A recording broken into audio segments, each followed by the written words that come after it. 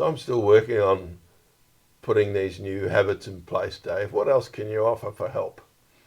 Well, there's a great experiment with mice, Yeah. and the mice had to run a maze, and at the end of the maze was a lovely bit of cheese that they could smell.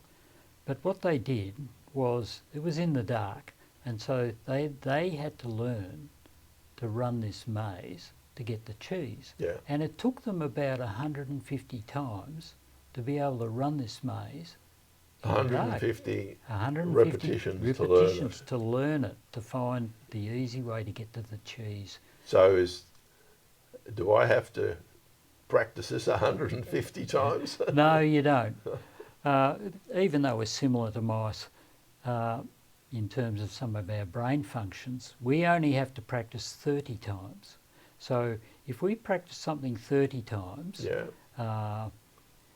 and we've talked about that in the rewind, 30 times in a day, but some things it might be every day you have to practice this to consolidate it so that the glial cells go across from one side to the other to start to form the new habit.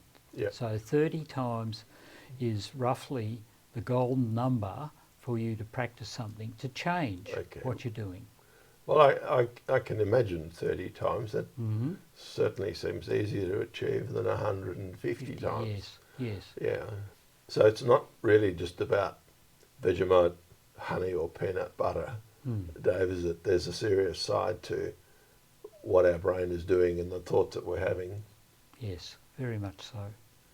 Research has shown that if you think kind thoughts and positive thoughts and uplifting type thoughts, what will happen is that the branches, the dendrites in your brain, they form flowing, pleasant looking patterns under the microscope.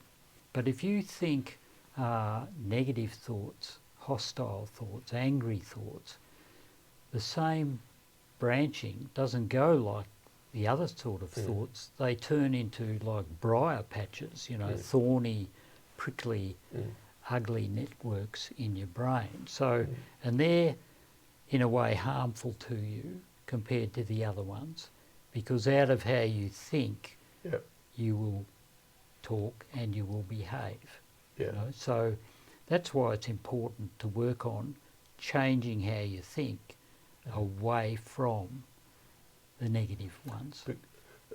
Well, and it also has, like, as you've explained, a direct physical effect on how our brain works and is wired. Yes, it does.